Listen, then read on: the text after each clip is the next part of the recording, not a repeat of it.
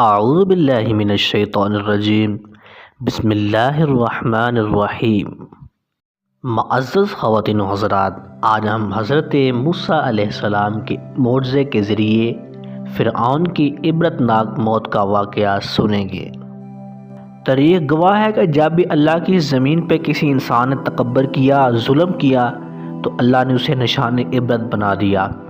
کہتے ہیں ویسے ہی حضرت موسیٰ علیہ السلام کے زمانے میں فرعون جو انسانوں پر ظلم کرتا تھا اور جو لوگ غریب تھے ان کا حق کھاتا تھا، ان سے سخت مزدوریاں اور کم اجرت دیتا تھا، اور جو انسان اس کا غلام نہیں بنتا تھا اس کو قتل کر دیتا تھا۔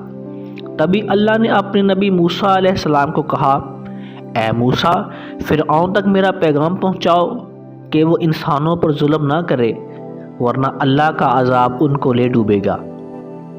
جب اللہ کے نبی حضرت موسیٰ علیہ السلام نے اللہ کا پیغام فرعون کو دیا تو وہ مذاق اڑانے لگا اور کہنے لگا، یہاں کا خدا میں ہوں، میں کسی خدا کو نہیں مانتا۔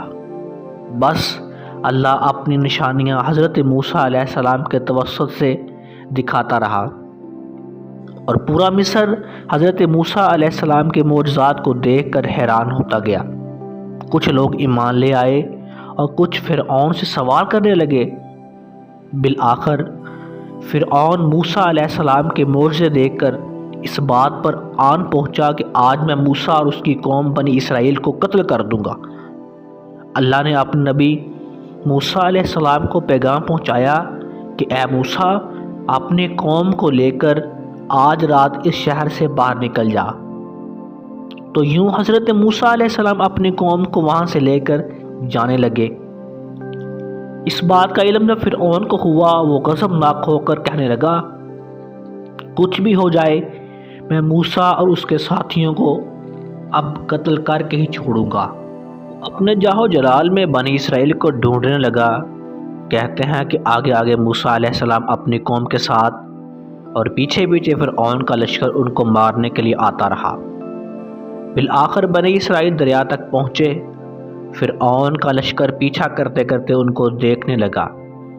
جب بنی اسرائیل نے فرعون کے لشکر کو دیکھا تو موسیٰ علیہ السلام سے کہنے لگے، اے موسیٰ، تو نے ہمیں کہاں پھنسا دیا؟ پیچھے فرعون کا لشکر ہمیں مارنا چاہتا ہے اور آگے دریا ہے۔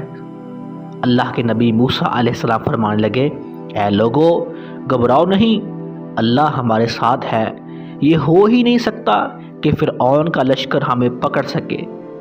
سب کہنے لگے، اے موسیٰ، ہم سب آگے جائیں گے کیسے؟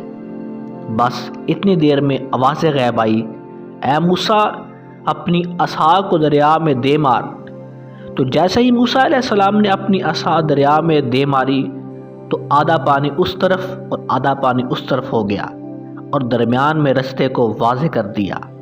کہتے ہیں کہ بنی اسرائیل کے کچھ قبائل کے لوگ کہنے لگے، اے موسیٰ، ہماری آپس میں بنتی نہیں، اپنے خدا کو کہہ کہ ہمارے لیے الگ الگ رستے بنائے۔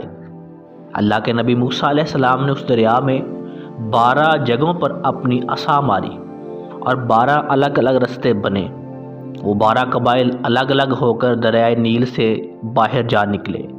جیسے ہی یہ منظر فرعون اور اس کے لشکر نے دیکھا، وہ بھی ان رستوں پر حضرت موسیٰ اور ان کی قوم کے پیچھے آ گئے۔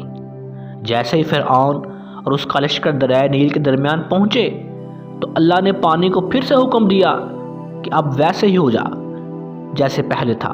بس پانی ویسے ہی مل گیا اور فرعون اور اس کا لشکر ڈوب کر مرنے لگا، اور یہ پورا منظر حضرت موسیٰ اور اس کی قوم دیکھ رہے تھے اور اللہ کا شکر ادا کر رہے تھے۔ اور اتنی دیر میں فرعون چیخ کر کہنے لگا، میں بھی موسیٰ اور ہارون کے اللہ کو تسلیم کرتا ہوں، میں بھی ایمان لاتا ہوں، موسیٰ کا اللہ بڑی قدرت والا ہے۔ اتنی دیر میں آواز غیب آتی ہے، اے فرعون، اب ایمان لے کر آتا ہے جبکہ تو جہنم کی دہلیز تک پہنچ گیا ہے۔ اے فرعون، ہم تیرے تکبر اور تیری لاش کو آنے والے لوگوں کے لیے نشان عبرت بنائیں گے، تاکہ ہر انسان جان لے کہ اس زمین پر انسان کو تکبر راس نہیں آتا۔ کہتے ہیں کہ آج بھی فرعون کی لاش کو نشان عبرت بنا کر رکھا ہے۔ بے شک جس انسان نے تکبر کیا، انسانوں پر ظلم کیا، وہ اللہ کی رحمت سے دور ہو کر جہنم تک پہنچ جاتا ہے۔